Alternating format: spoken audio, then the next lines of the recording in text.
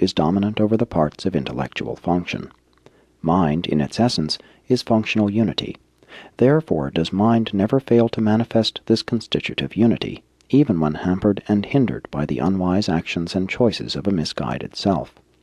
And this unity of mind invariably seeks for spirit coordination on all levels of its association with selves of will dignity and ascension prerogatives. The material mind of mortal man is the cosmic loom that carries the Morontia fabrics on which the indwelling thought adjuster threads the spirit patterns of a universe character of enduring values and divine meanings, a surviving soul of ultimate destiny and unending career, a potential finaliter. The human personality is identified with mind and spirit held together in functional relationship by life in a material body. This functioning relationship of such mind and spirit does not result in some combination of the qualities or attributes of mind and spirit, but rather in an entirely new, original, and unique universe value of potentially eternal endurance, the soul. There are 3 and not 2 factors in the evolutionary creation of such an immortal soul. These 3 antecedents of the Morontia human soul are: 1. The human mind, and all cosmic influences antecedent thereto and impinging thereon.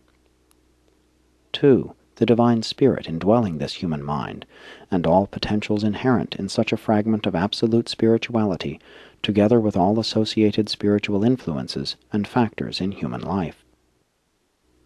3.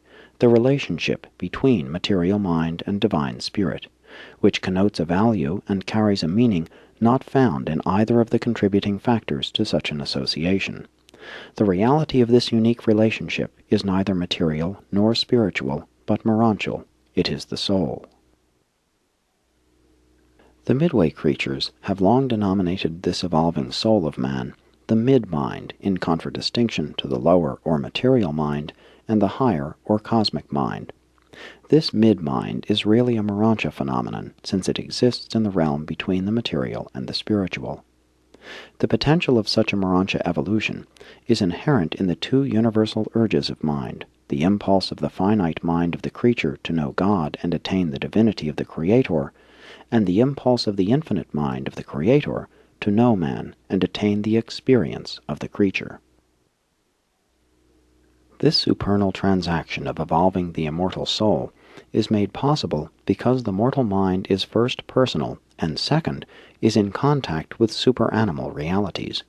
It possesses a supermaterial endowment of cosmic ministry, which ensures the evolution of a moral nature capable of making moral decisions, thereby effecting a bona fide creative contact with the associated spiritual ministries and with the indwelling thought adjuster.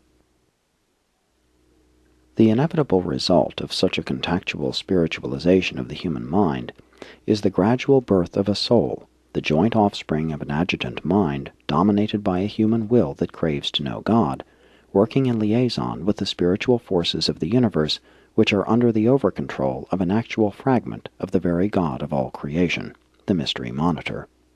And thus does the material and mortal reality of the self transcend the temporal limitations of the physical life machine and attain a new expression and a new identification in the evolving vehicle for selfhood continuity, the Morontia and immortal soul. 3. The evolving soul. The mistakes of mortal mind and the errors of human conduct may markedly delay the evolution of the soul, although they cannot inhibit such a Morontia phenomenon when once it has been initiated by the indwelling adjuster with the consent of the creature will. But at any time prior to mortal death, this same material and human will is empowered to rescind such a choice and to reject survival. Even after survival, the ascending mortal still retains this prerogative of choosing to reject eternal life. At any time before fusion with the adjuster, the evolving and descending creature can choose to forsake the will of the Paradise Father. Fusion with the adjuster signalizes the fact that the ascending mortal has eternally and unreservedly chosen to do the Father's will. During the life in the flesh, the evolving soul is enabled to reinforce the supermaterial decisions of the mortal mind. The soul, being supermaterial, does not of itself function on the material level of human experience. neither can this sub-spiritual soul, without the collaboration of some spirit of deity, such as the adjuster, function above the Morontia level.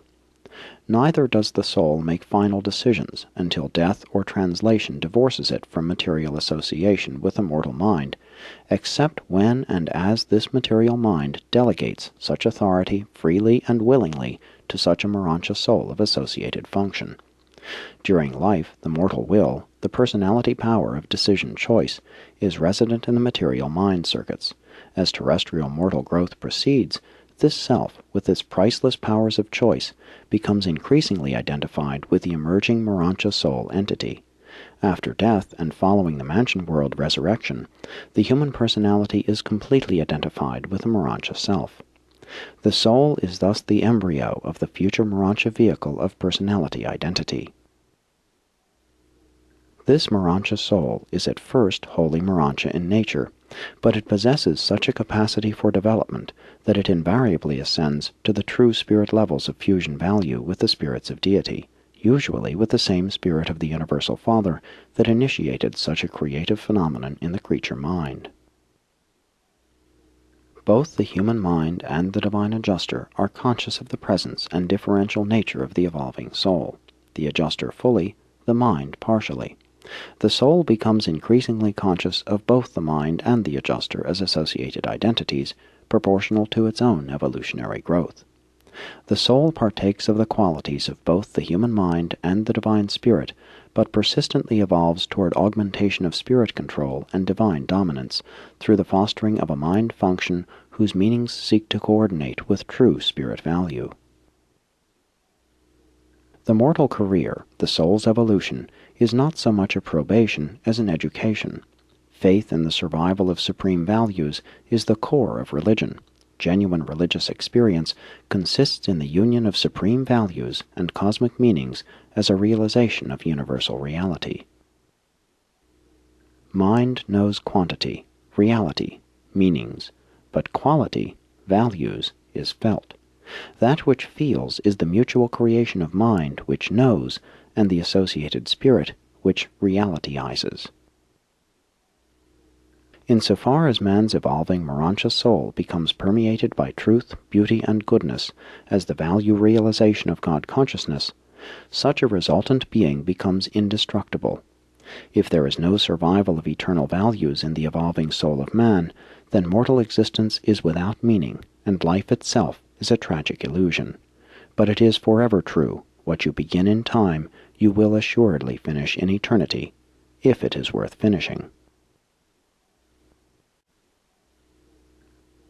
4.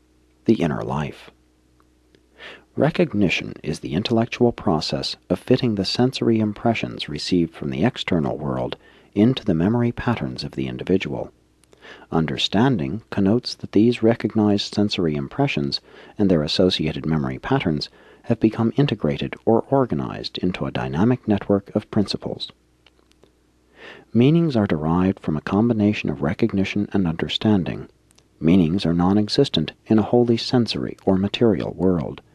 Meanings and values are only perceived in the inner or supermaterial spheres of human experience.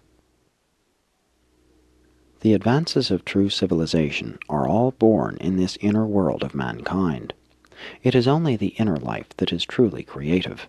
Civilization can hardly progress when the majority of the youth of any generation devote their interests and energies to the materialistic pursuits of the sensory or outer world. The inner and the outer worlds have a different set of values. Any civilization is in jeopardy when 3/4 of its youth enter materialistic professions and devote themselves to the pursuit of the sensory activities of the outer world. Civilization is in danger when youth neglect to interest themselves in ethics, sociology, eugenics, philosophy, the fine arts, religion, and cosmology. Only in the higher levels of the superconscious mind, as it impinges upon the spirit realm of human experience, can you find those higher concepts in association with effective master patterns which will contribute to the building of a better and more enduring civilization. Personality is inherently creative, but it thus functions only in the inner life of the individual. Snow crystals are always hexagonal in form, but no two